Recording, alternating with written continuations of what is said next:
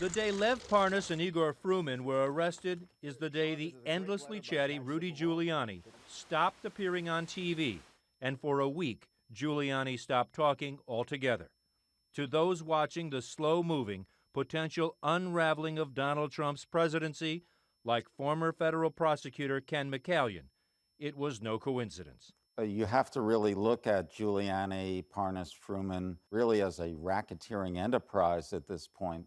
What is emerging is evidence of a shadow U.S. foreign policy operation run by the president's private attorney and carried out in part by two Soviet-born American businessmen with shady pasts. Lev Parnas told the New Yorker magazine he was even on phone calls with Giuliani and members of the Ukrainian government, while top American diplomats in Ukraine, even those appointed by Trump, were excluded. When U.S. Ambassador to Ukraine Marie Yovanovitch got in the way, Giuliani saw that she was recalled. Bill Taylor, the top diplomat at the U.S. Embassy in Ukraine, told Congress the official foreign policy of the United States was undercut by the irregular efforts led by Mr. Giuliani. Gordon Sondland, the U.S. ambassador to the European Union, testified when he and other members of a U.S. delegation, including Energy Secretary Rick Perry, urged President Trump to call or meet with Ukraine's new leader. Trump directed those of us present at the meeting to talk to Mr. Giuliani, his personal attorney, about his concerns. It is now clear Giuliani's mission from the president was to dig up dirt on Joe Biden, on Biden's son Hunter's involvement in a Ukrainian energy company, and to find out what President Trump calls the Russian investigation witch hunt actually began in Ukraine. While Trump was urging the Ukrainians to cooperate with his politically motivated conspiracy theories, hundreds of millions of dollars in military aid were being held up. Hey, guys. Mick Mulvaney, the president's own chief of staff, actually admitted it last week. Absolutely. No question about that. But that's it. And that's why we held up the money. The money was eventually released by the president, but his directive to Giuliani to get dirt on the Bidens did not stop. On October 9th, Lev Parnas and Igor Fruman were arrested at Washington's Dulles Airport. They had one-way tickets to Europe and were heading to Vienna, where they planned to meet Rudy Giuliani, sources tell CNN, to facilitate an interview between former Ukrainian prosecutor Viktor Shokin and Fox News' Sean Hannity, which would keep the conspiracy theory about the Bidens alive. The interview never happened. Fox refused to confirm it was ever scheduled. In court, Fruman and Parnas pleaded not guilty this week to charges outlined in a federal indictment. Outside of court, Parnas told reporters the truth will vindicate him. Many false things have been said about me and my family in the press and media recently. I look forward to defending myself vigorously in court. According to prosecutors, Lev Parnas and Igor Fruman were illegally dropping hundreds of thousands of dollars in foreign donations to Republican campaigns. They were dropping something else, too, Rudy Giuliani's name. The two men had bought their way into fundraisers, political events, and used photos of themselves with Giuliani, of hugging Florida Governor Ron DeSantis, of attending President George Bush's funeral with Giuliani, and, of course, all those photos with Donald Trump and his family as currency in their scheme. In parts of the world like Russia, Ukraine, if you have photos like that and you show those to people, these are countries where connections mean a lot. Giuliani needed Parnas and Fruman's connections in Ukraine.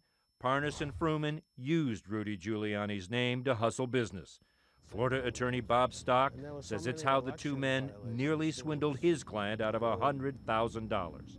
Right. If someone tells you they're dealing with the President of the United States' attorney, and he's also your attorney, and you have very, very good relationship with him, most people would believe that you must be a credible person. Stock says his client, a wealthy South Florida businessman, loaned Parnas and Fruman the money last year after they dropped Giuliani's name as proof they were well connected.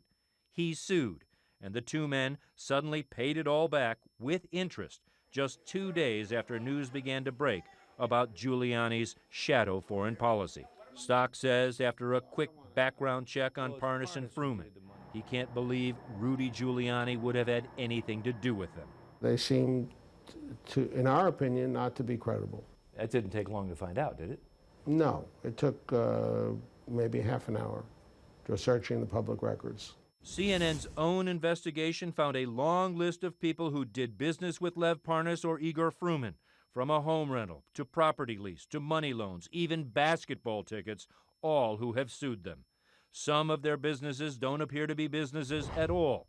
A company called Global Energy Producers, which supposedly was in the liquefied natural gas business, had not engaged in the LNG business, according to federal prosecutors, had no income or significant assets. Another company, called Fraud Guarantee, was used to pay Rudy Giuliani his $500,000 fee, but Fraud Guarantee's own registration is expired. Wednesday night, Rudy Giuliani broke his week-long public silence with this tweet: "Everything I did was to discover evidence to defend my client against false charges. Justice will prevail." His number one client, whose Twitter account was included in the post, didn't bother to even like it. Aaron, this federal investigation involving Fruman and Parnas and potentially Rudy Giuliani is, as you reported, escalating. CNN reporting multiple subpoenas have been doled out. Federal prosecutors told a judge they're digging through information on 50 different bank accounts. Rudy Giuliani says he's not yet been contacted by the FBI or prosecutors, but CNN has learned the president's private attorney, Aaron, has been trying to find an attorney for himself. Aaron? A roller coaster of a week, one that took the impeachment inquiry to new heights and set the stage for a historic showdown on Capitol Hill. Democrats and Republicans in lockstep with their parties as the deeply divided House of Representatives voted on Thursday to make the inquiry official.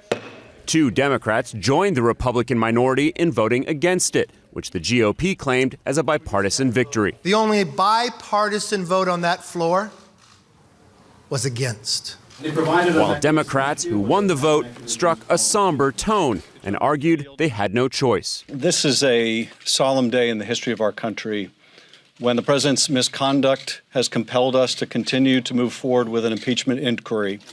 That will mean open, televised hearings and transcripts from the dozen closed-door testimonies released to the public, beginning as early as next week. One person ready to testify in public is the most senior U.S. diplomat in Ukraine, Ambassador Bill Taylor. Taylor has already told lawmakers that he understood that U.S. military aid for Ukraine was tied to so-called investigations. He was told that in order for the new Ukrainian president to get a meeting with President Trump, President Zelensky would have to go to a microphone and say he is opening investigations of Biden and 2016 election interference. That was confirmed on Thursday by top National Security Council official Tim Morrison, who was on the infamous July 25th call between the 2 presidents, in which Trump asked for a favor. Morrison was told by his boss to stay away from the shadowy, parallel Ukraine policy led in part by Rudy Giuliani. However, Morrison told lawmakers that nothing was wrong with the call, saying, "I want to be clear, I was not concerned that anything illegal was discussed." The White House is already looking ahead, saying impeachment by the House is all but a foregone conclusion. This has been set up to make to impeach the president. So that's something that we're expecting, but we can always hope that the Dems will again come to their senses. Democrats are more fired up than ever after a parade of longtime apolitical career officials have given damning testimony. Lieutenant Colonel Alexander Vindman, the top White House expert on Ukraine who was on the July call, saying this week he was so convinced that the president was blocking $400 million in aid for political reasons that Vindman went to the National Security Council's lawyers twice. The top lawyer, John Eisenberg, who has been called in to testify, quickly ordered the transcript of the call be placed in a highly classified server, restricting access to it. And Vindman, according to a source, testified he was told not to talk to anyone about the call. It was Colonel Vindman, along with Ambassador Taylor, who contradicted one of the president's main envoys to Ukraine, Gordon Sondland, who was appointed by Trump to be ambassador to the European Union. Sondland has denied pushing investigations into Joe Biden and his son in a July 10th meeting with Ukrainian officials. But Vindman and his then boss, Fiona Hill, both understood that he was. Vindman said Hill even shut down a meeting over it. Witness after witness, compounding the evidence, that the president had linked aid for Ukraine to investigations into his political opponents. The president declaring the Democratic-led investigation is the greatest witch hunt in American history. But its leader, Adam Schiff, is seemingly undeterred. We're going to finish our investigation and the public testimony and then make a decision on whether the remedy of impeachment is warranted. Even as much of this impeachment inquiry is set to go public next week, testimony behind closed doors will continue. The three committees that are driving the process are looking to hear from that NSC lawyer, John Eisenberg, as well as his colleague, Michael Ellis. The big fish they want to get is former National Security Advisor John Bolton, who has said he will only appear if he's subpoenaed. Bolton compared that rogue Ukraine policy to a drug deal. Alex Marquardt, CNN, New York.